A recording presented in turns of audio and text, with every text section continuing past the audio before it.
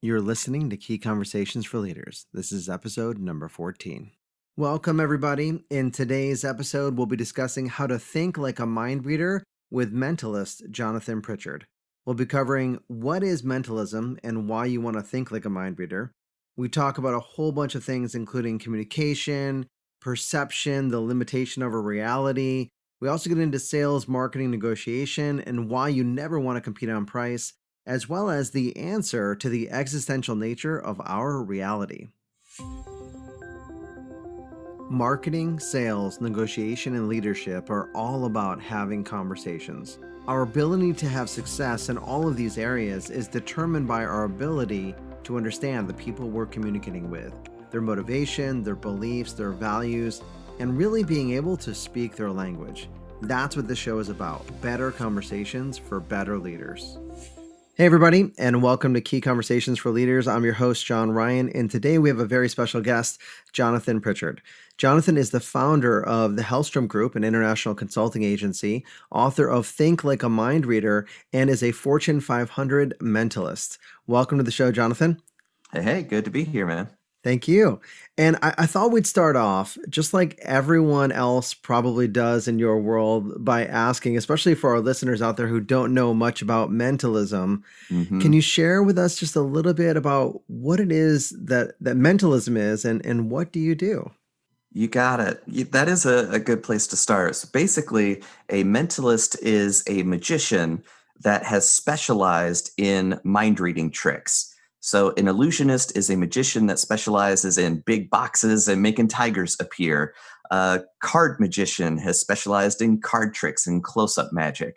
Mentalists are focused solely on making it look like you can read minds, predict the future, all the things that would fall into the ESP bucket. That's what I'm fascinated by. Now, it doesn't work off voodoo. It doesn't work off mojo. I don't have a gift. I wasn't struck by lightning. My grandma didn't have the gift and passed it on to me. Nothing like that. It's all just applied psychology, showmanship, and having the moxie to pull it off. So over the years, I've done a lot of thinking about why mentalism works in the first place. Not even just how does this trick work, but what is it about human wiring that leaves us open to these experiences? Because they're just hiccups in our cognitive processes. So that kind of thinking about thinking, that metacognition, has really opened the door to marketing, sales, communication. Just as long as there's a human being involved, there's a human mind there. And if you know how that mind works, you can connect with it much more quickly than if you hadn't spent a lifetime thinking about this stuff. And you have been spending a lifetime from reading your biography and your website and watching some of your things you have online. You started when you were very young, like in teenage years, if not before that, getting into magic. What was it? I mean, is mentalism the main craft that you have, or do you still do some other things on the side? No, the mentalism, I went all in on that when I was about 13 years old. So it's kind of like if you say I'm a magician, most people go, "Oh, I've never met a magician, but my uncle did some stupid magic tricks that were really dumb and I hated it, therefore I hate magic." Mm-hmm. so Sure. so I really like focusing on it's like I'm a mentalist. It's something completely different. So a magician does tricks with objects, a mentalist does tricks with information. And my first paid gig was when I was 13. I got hired to do walk around mind reading and those kinds of tricks at a company's summer picnic for $200. So when you're 13 years old, man, that was great money. And I was hooked. There was no going back. So I was a professional in the corporate market when I was 13 years old. But really, the interest started when I was 5, 6 years old. Basically, the standard narrative of, oh, I saw some magic and then thought that was interesting, and then went down the rabbit hole and never seen ever again. That's amazing. I'm so excited to talk to you. I've been looking forward to this for quite a long time because I'm mind is everything. I know you do speaking for businesses, customer service, sales, leadership, communication. And you mentioned something a little bit ago that I want to find out more about your perspective on. You said there's a hiccup in the mind. There's a hiccup in the Hmm. human psychology that sounds like it creates this window. And now I know magician never reveals their tricks, so I don't know how much you can or will be able to reveal, but can you give us a little bit of insight in how you find those, or are there several of them? I'm not sure. Oh yeah, there's 10,000 years of accrued knowledge that the magic and magician community have had. And that's why a little side tangent, which is why I like what I do better than what most standard psychology research is. Because if you think about kind of scientific research, it's a hundred, couple hundred years old, right? At most. Hmm. Well, magicians have been kind of actively hacking people's minds since before written history, right? So there's a much deeper body of knowledge to draw on there. And basically, it boils down to our minds, our brains, are working on about as much electricity as your fridge light. That's it. All the best, most clever, innovative things you've ever dreamt up, it's about 12 watts of juice in there, right? Yeah. So, so if you have that little bit of energy to devote to running your body and surviving long enough to propagate your genes to the next generation, you've got to have some shortcuts. So those are the heuristics, the frameworks for orienting your sensory input into a way that you could make sense of it. So the idea is that reality is awesome. You've just never been there because your senses are in direct contact with reality, but it's your mind that aggregates those inputs, then tries to find a narrative that accounts for all that sensory input. And since that is very difficult, it's weird that your non conscious mind, the part of you that is before your thinking, its job is to actually filter out extraneous information.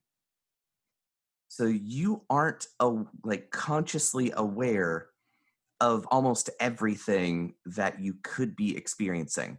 If you were consciously aware of all that stuff, that would be a seizure, right? You just freeze up. So your precognitive mind is filtering out unimportant information. The logical next question is, okay, what is important information?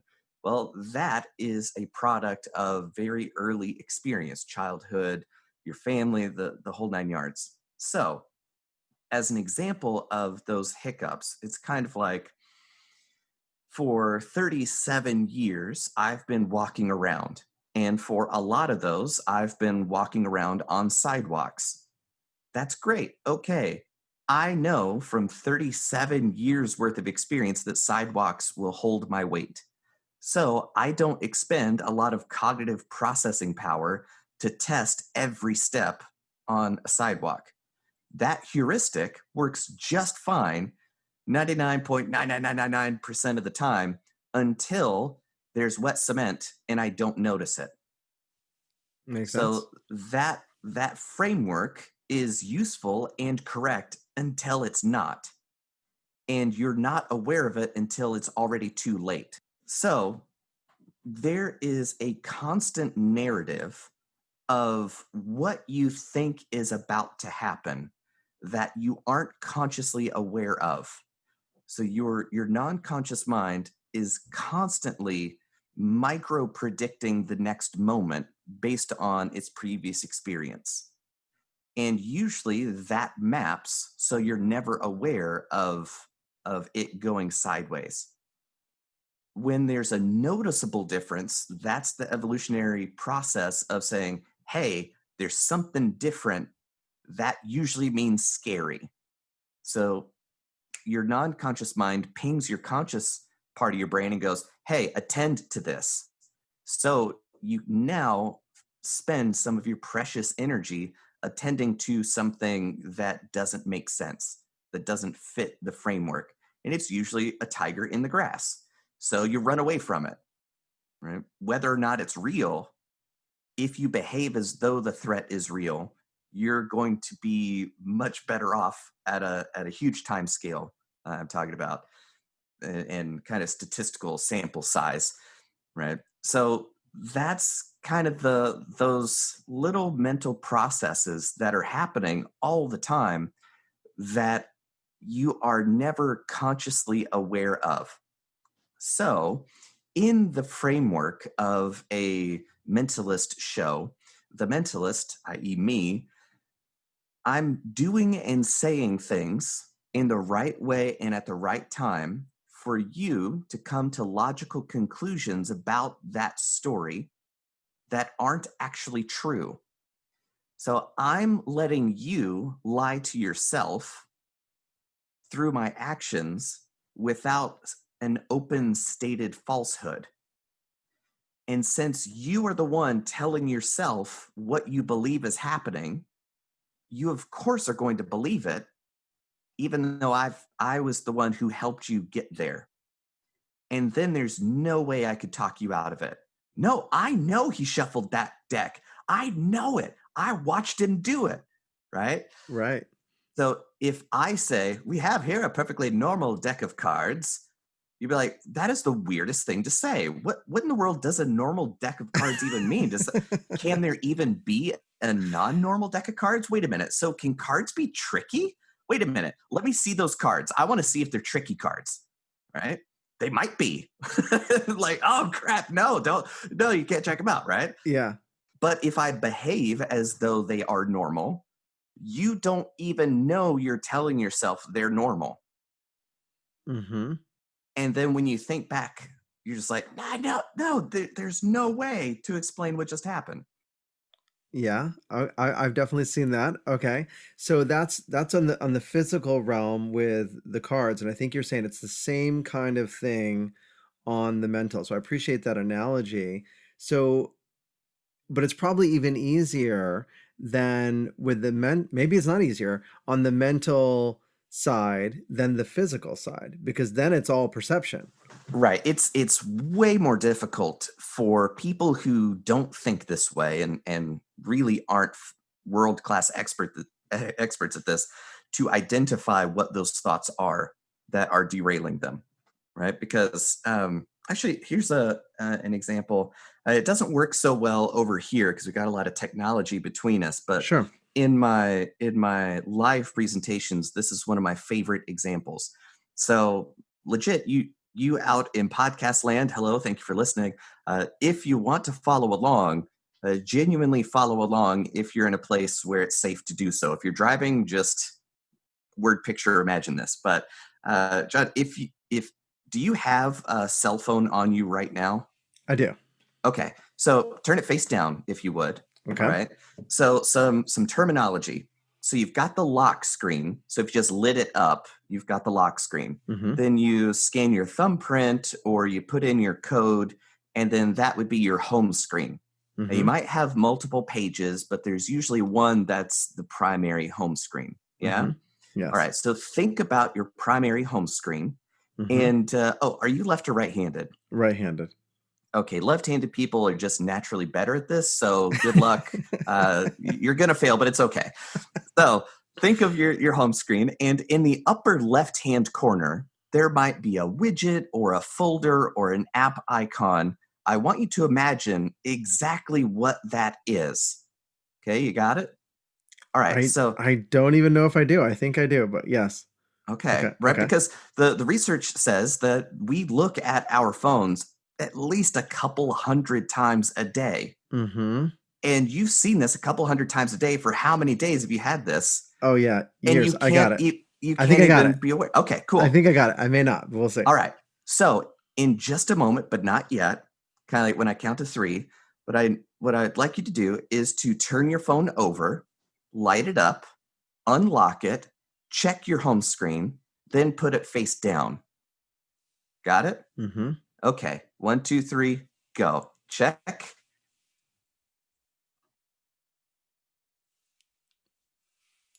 And then put it down. Okay. Did you get it right or wrong?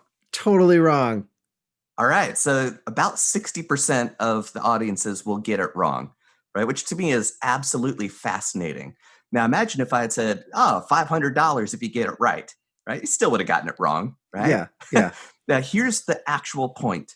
No matter if you have an iPhone or an Android, when you light up your lock screen, you see exactly the same thing, the time. So can you tell me exactly what time you saw on the lock screen? I didn't even look at it. I did not consciously look at it, for sure. Exactly. Yeah. So the narrative defines your values. The thing you valued the most was what icon is on the home screen. If I had said, I'll give you $500 if you could tell me what time it is afterwards, that would have been the most valuable information to you. But your mind actively filtered out that extraneous detail so that it wasn't even available to you later, even if you realized the value of that information. So your current belief structure and the structure of values that you are looking for dictates the values that you will find. You will completely ignore anything that you don't personally value. So it's the self-reinforcing process. You only find what you find most valuable. And since you find it, that's the thing you value. So you're ignoring all the stuff that could be even more valuable because your current belief structure doesn't allow for it.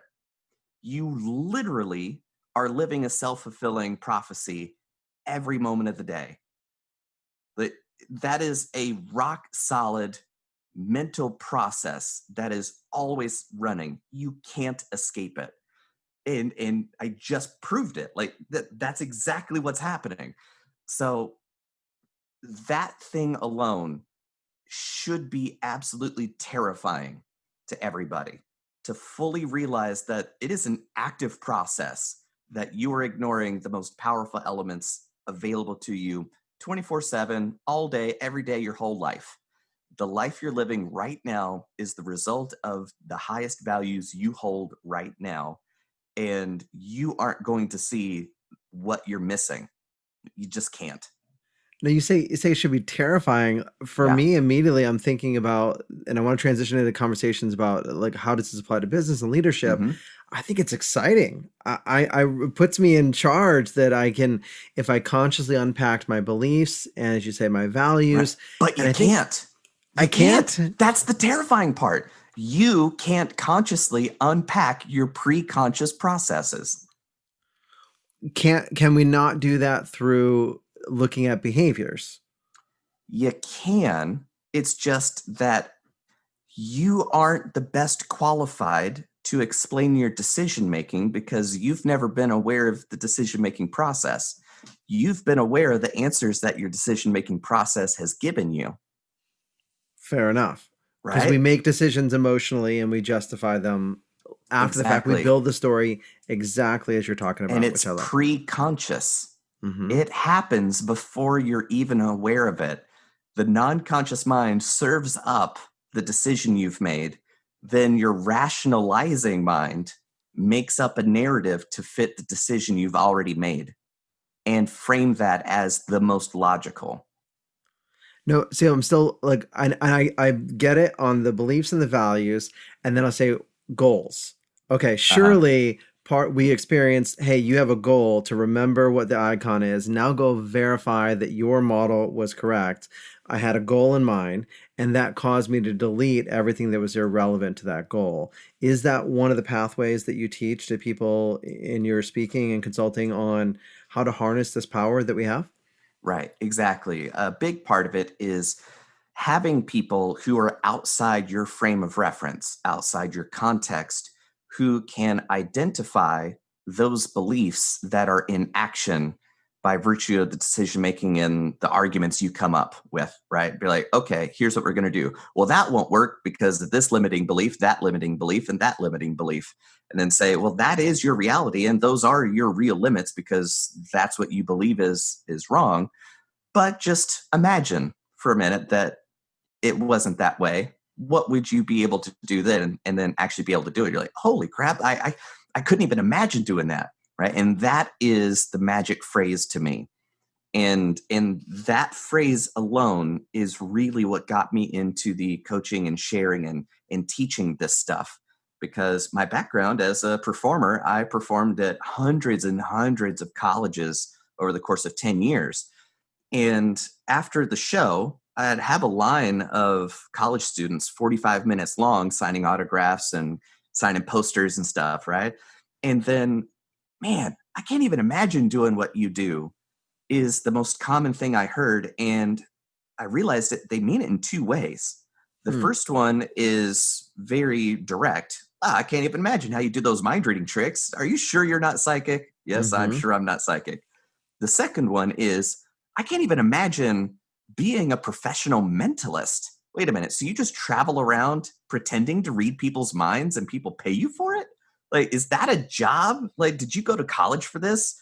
No, there is no college for this. I dreamt it up. I put time into learning this skill, and the skill is its certificate, right? So they're going to college. Hell, I went to college. But most often, people are going to college to get good grades, to get that job, to get the paycheck, to retire with the gold watch, right? That's the trajectory of the standard social narrative. Here's what I, citizen, will do for a good life. Ha ha ha! There we go. Sure. Right, and it's all planned out from the beginning, and you know the day you're going to die from the moment you're born, right? Then you are in the middle of the college piece of that puzzle, and then here comes me. Hi, everybody. I'm a professional mind reader. Like, wait, what? There's no way for them to frame who I am in relationship to the only trajectory they see as a viable thing. So they literally are saying, I can't imagine doing what you do. Like, I don't know the first place to start to even get to where I I don't have a boss, right? So I started talking to college kids about that over and over and over again, and the same kind of 20 different concerns and questions kept popping up. So that's why I wrote the book, Think Like a Mind Reader. All right. Here's how I think. Here's what I believe. Here's how I've gotten to believe it. Here's what it's gotten me. I grew up in a single wide trailer in a trailer park in the mountains of North Carolina on a dirt road. Like there wasn't even pavement, right? It's like that's how I grew up. My dad worked 14-hour days at a factory. My mom, secretary at a lawyer's office. They weren't rich. There was some, well, is it gas or lunch money day? Right? Like that's my pedigree.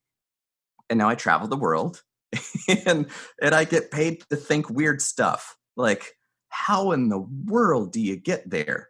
So that's that. I was like, well, I could do one-on-one coaching. Well, that's going to be really expensive for them because my time is the most valuable thing that I have, because time is the the lead that your creativity can transmute through alchemy into value, right?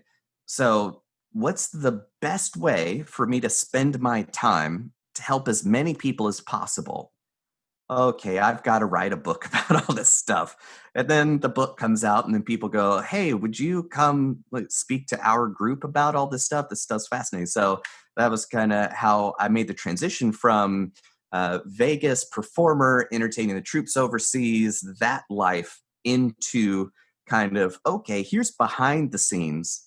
Here's all the psychology and mindset work that I've gone through myself to go from being a super shy kid who's very intensely introverted to learning outgoing behaviors and learning how to connect with strangers, which is the most valuable skill you could ever learn, ever. Right. So that was the transition between performer and entertainer to teaching people the kind of meta patterns of thought and behavior behind the skills of the kind of direct one-to-one. I'm a performer, I say this and this happens. It's more interesting to me to think about the why that's even possible in the first place, right? So fundamental cognition and orienting to reality and the whole 9 yards.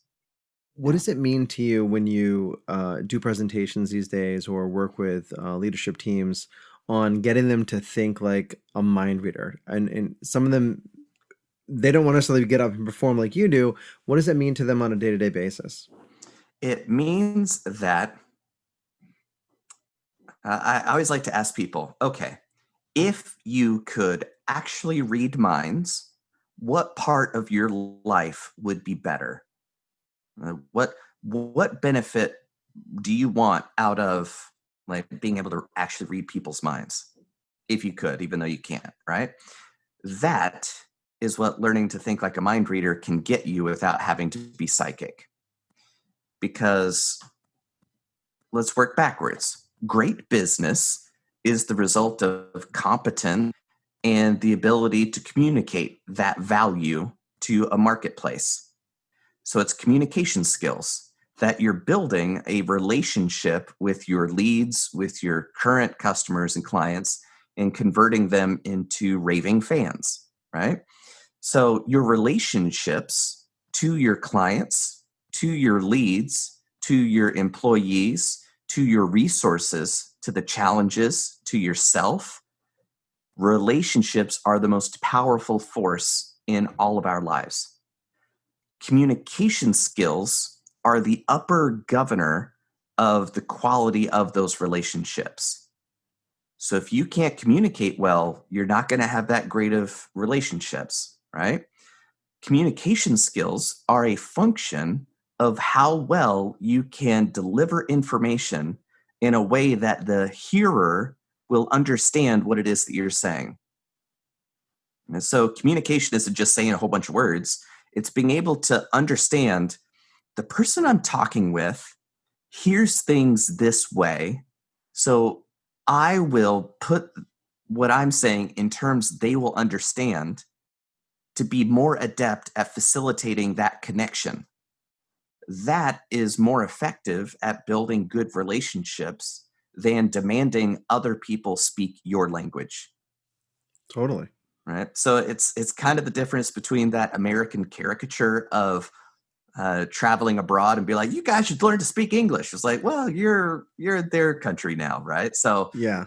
So the more languages I speak, the more people I can connect with, the more valuable my relationships are. So learning to think like a mind reader is to really truly understand how everybody on planet Earth thinks, because this is pre-cultural. This is fundamental human software, right?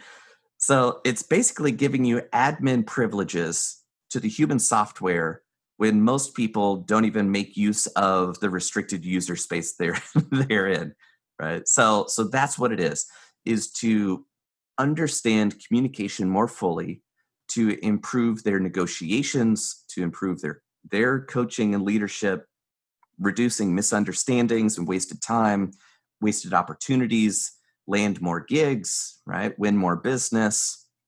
Yeah. Like often I'm helping people negotiate six-figure deals, right? And then the person from across the table is like, could we really one of my favorites that I heard recently was like, what could we do to sharpen the pencil on this?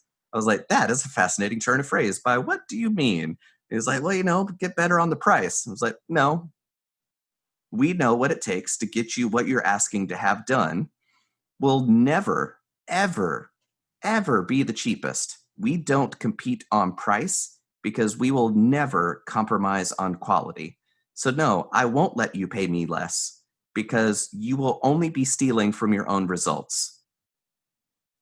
And that saves $10,000s of dollars by reminding the person across the table that it's in your best interest to pay what you're paying so that you're not undercutting your value. And you mentioned that before, is that, time is the lead, right? That's the most important thing that we alchemize, if that's the right word, Yep, into the value that we put out there. So you got to really exactly. protect that and own your own value first, because otherwise it's a race to the bottom on that situation. Exactly. Exactly. So with negotiation, I imagine a lot of your work is done prior to that meeting, thinking about, what are their goals, what are their outcomes, what are their values, so that you can communicate, speaking, as you said, in their language.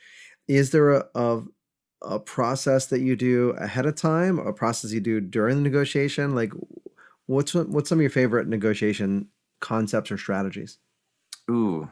Oh, this could be a whole semester's course in itself too. Yeah. Um, Ideally, you don't want to be incapable of walking away, right? Ideally, you should have enough negotiations on the table in your pipeline that you could walk away from any and all of them, right? Remember that the other person is there because you have something that they value. So you aren't always at their mercy, no matter what the situation may look like, right? Up front, you definitely want to do your homework. And if it's adversarial or if it's friendly, it doesn't matter. You still need to do your homework, right? So think of it kind of like you wouldn't go into doing a mind reading show without practicing some mind reading tricks, right? The negotiation should be what, the 1 hour, but you should have at least been doing 40 hours worth of work ahead of time. And to put that in kind of my mentalist terms and framework is there's sometimes I'll work on a skill for 3 years before it ever makes it to stage. And that 3 years worth of practice is and can be literally for a single second of a 10-minute routine. Wow. Literally. That's not a figure of speech. That is literal. Now, how are you, the spectator, going to watch this 10 minutes to recognize that 1 second that I've spent 3 years perfecting? How are you going to backtrack that? No way. So it's time compression. I spend years, so you miss seconds, right? Same thing from a martial arts angle. I love kung fu and martial arts. I actually wrote a book about kung fu and teach it, right? Cool. So you practice for a decade for that one instance you'll have in your life that will be a non-issue because it'll be 5 seconds of an exchange and you kept yourself safe. That's why you spent 10 years. So in a negotiation, see, that's why I like to think of them as a dynamic experience, right? It's not a fight, it's a dynamic experience. It's not a performance, it's a dynamic experience where you stay in relationship with the moment. Okay, cool. So negotiation, do your homework, know what it is that they value, know why they want it as best you can, and understand what options they have available to them that isn't you, so you kind of know their likelihood of walking, right? So a huge thing to do for negotiations is to set the agenda at the beginning to reduce gotchas at the end, right? There's that war of attrition of being overwhelmed with the details and this, that, and the other thing. We just spent 3 hours hammering this stuff out, and you're thinking, oh, we finally got here. We're good. We're about to sign. And then the other guy across the table goes, oh yeah, and this one last thing, which is their nuclear option that they've been wearing you down to just exhaust you, and then that time they bring up something new. You're like, ah, oh, come on. So don't let them do it from the beginning. Set the agenda. We're here to talk about this, that, the other thing. By the end of our time together, here's really what I want to have hammered out, and the next steps after that. Anything else, we can table that but really the important parts are this. And then if they try to expand the scope, you just go, yeah, yeah, that's not what we're talking about. And um I agree. It seems like that many times in negotiations, people are more pliable in the beginning. What is the experience? Have you had people at the end drop that nuclear option and then it breaks the deal because you've already kind of given up all your marbles at that point? Kind of, but not really. Most people think negotiation is everybody giving up enough so that we're equally miserable and unsatisfied with the outcome. Right. Lose lose, right? Right, Yeah. right. Negotiations are ideally win-win for everybody, right? And and it's it's not always a function of deception, right? Of that kind of information management, so that by the end you have played all of your cards, so to speak, and therefore have no wiggle room, right? It's more of a focus on this is going to be the best thing for you for these reasons. And the thing you just brought up will actually undermine everything we just talked about. So you could be very upfront and plain spoken and very direct about no, this isn't the best. Like I won't let you take that deal, right? Okay. Yeah. Yeah. Yeah. So in a way, when you're being congruent, you're being consistent with where you are, your perspective, and you have to do the work to understand the other negotiating party, what their options are, and also be comfortable enough with your own to take that stand and hold that boundary, especially if it's in the highest and best interest for all parties involved. Right. Be respectful, be gracious, be understanding, but carry a big stick, right? That be comfortable in uncomfortable situations. Be comfortable saying no, right? Because sometimes people are asking for that discount just to do their due diligence, saying, "Yeah, yeah, we're good with the price, but I couldn't not ask, right? Because it Sure. works so much, right?" Yeah. So it's kind of like again martial arts fight. Don't take it personally, right? They got their own issues, they got their own reasons. There's no way you're going to browbeat them into thinking the way that you think. It's more of a how do you manage the situation to the best outcome of everybody as best you can. And it's a dynamic experience, as you said. Yep. So, in being in that moment, decision making, I imagine, is happening on the fly, and of course, it's sometimes easier to sit back in a boardroom and do brainstorming Hmm. with options and things like that. Can you talk a little bit about the psychology of decision making and what you would recommend to leaders in terms of bringing some of these concepts into their decision making process? Right. Yeah. Decisions are made before you're aware of them. If you are making a decision in the moment, you've already lost because you are now in a position where you're in the moment and the other people have already made the decisions for you, right? So in context, it's kind of like for self-defense. How far are you willing to go to protect yourself, your family, and your property? That is a question you have to answer right now before the moment comes. Because if the literal do or die moment is facing you right now, do you think you have the time to make a good decision for the well being of yourself, your family, and your property? Absolutely not. So you should never, ever be making a decision in the moment. Make your decisions early.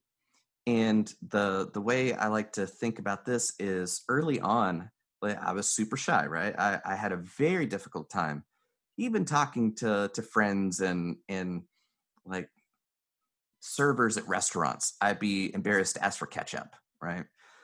So when I was 13, I learned how to juggle from my dad and uncles. And then I went to a summer program that year. And the guy who was running that summer program was a retired performer. Like he was a street performer and a clown and juggler.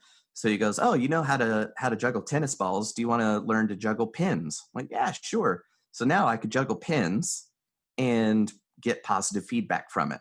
Okay, cool. And then he says, just use my script, right? You've seen me perform for weeks now. Just say exactly what I say it the way I say it. Cool. Well, I started doing that. Well, it wasn't me. I was using his script. And then I was getting the same laughs. And then I started getting the same tips, right? So I knew that I have the exact pathway from where I am to where I want to be at the end of the performance and exactly how I'm going to get there because I have my script planned out to the word down to the inflections of how I'm going to say those things. Now, only after I have that nailed down could I be present in the moment so that if somebody in the audience says something funny that I've never heard about before, right? Like, oh, that's actually really funny. I can now leave the pathway of the script to engage presently in the moment and have fun there. And the instant that, okay, this is no longer where I should be, I go right back to the script and I know that we can end where we need to end. So, the ability to be present in the moment and deal with unexpected situations can only come from having such a handle on the process that it's not going to freak you out to step away from that sequence. So, in a negotiation, you should already have it planned out. And if there's something new that comes up in the moment, having it planned out, you can be comfortable enough to step away from that plan, address the situation as it is, and say, and that's why we should come right back to the plan, right? So it's kind of the deal of uh, anybody anybody saying, I don't want to practice because I don't want to dull my senses. I'm better if it's fresh, right? Just like, I don't think so. Like, I don't want a surgeon that says, yeah, I don't practice. I haven't practiced. I didn't go to college for this because, I'm fresher if I just do it in the moment.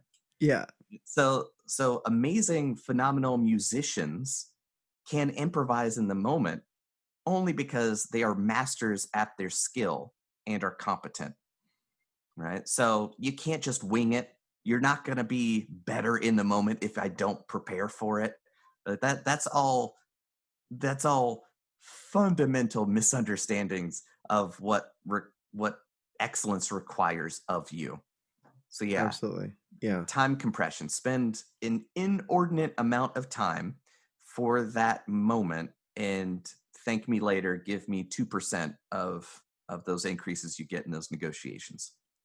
I love that. I feel the exact same way about conversations in general. That if it's a really important one, a key conversation, you got to put in hours and hours and hours of work to make sure that you have all your tracks covered. So it's an if this then that kind of situation, and it's already Hmm. handled. That allows you to stay present in that dynamic experience, like you said, and incorporate that new information flawlessly many times. Exactly, Yeah. exactly. And one of my favorite things is to have somebody that I've met kind of for the first time and just getting used to things, and then they come see me do what I do. If it's a mind reading show or whatever, the show looks very casual and spontaneous and in the moment. You're like, good lord, that Jonathan guy is so clever. He's so Yeah. quick on his feet. Then you watch it a second time and you go, that wait, he says it exact. How in the world does he get the spectator to say that same thing every single time? All of it was planned out.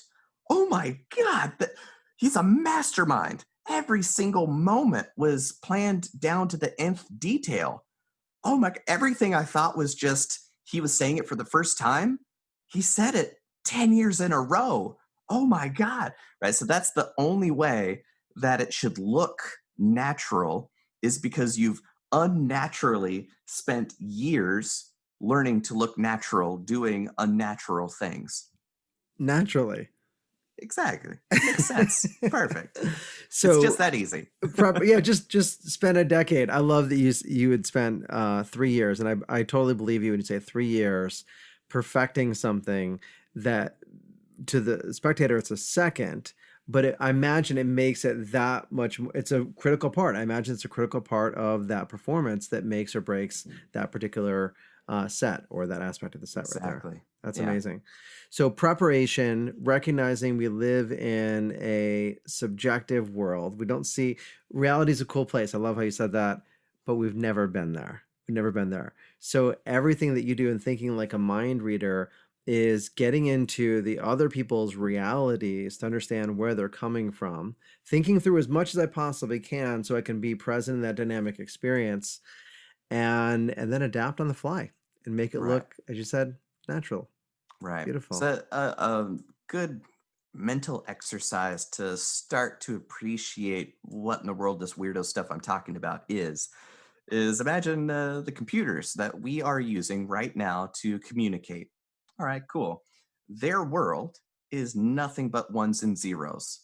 Ultimately, all of the communication that we're having by way of these computers is ones and zeros. So, in the context of being a computer, the present moment is either a one or a zero. Okay, simple. It's simple logic, literal logic. Okay, cool. Within the context of a computer, you understand one, you understand zero. Great. That's what everything in the world is and can be. Now turn off the computer. Are those logic gates one or zero? They're neither, Right. Yeah. right? So oftentimes when you're faced with it can only be this or that, the context of your belief is too narrow for the scope of the reality. So you have to get out of that box. Just like those Exactly. college students who I can't imagine doing what you do. Right. But here's the rub, you can never understand or relate to anything outside of its context. So you are never going to be outside of a box. You just can crawl out of your smaller box into a higher dimension box that accounts for a greater percentage of what reality is.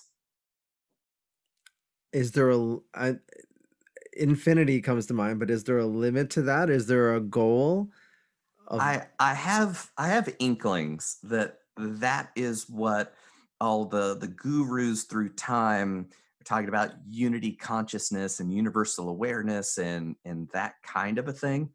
I personally haven't had too many of those kinds of experiences, but had hints of kind of beyond logic and reason experiences, and yeah, it's super weird. There, there are different ways and different tools you can use to engage with reality.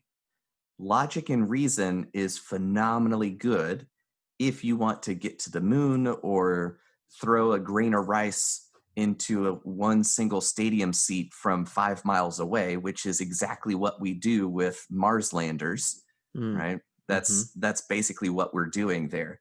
So you need logic and reason, but there's a world beyond logic and reason in the magic of having a kid, of love, right? Like there's a whole dimension of human experience that is beyond reason, and it is just as valuable to have a fulfilling life. In order to be able to appreciate that, you free yourself from the constraint of solely logic, and then you can adopt whatever mental framework is most useful for the current situation at hand. So not only do you have your belief structure, you have belief structures that you can adopt depending on the situation. And you free yourself from the tyranny of rigid structures. So the more boxes you climb out of, the more you can look at the past, you can look at the current belief structures that are there, and it sounds like you have more choice instead of just Right. responding to the box that you're currently in. Right. Most of the time, people take progress to mean regression. This whole living in the future thing, these cities are awful. You know what? It was better back in the day when we were all farmers struggling to earn our keep. Those were the good old days. That has no appeal to me, right?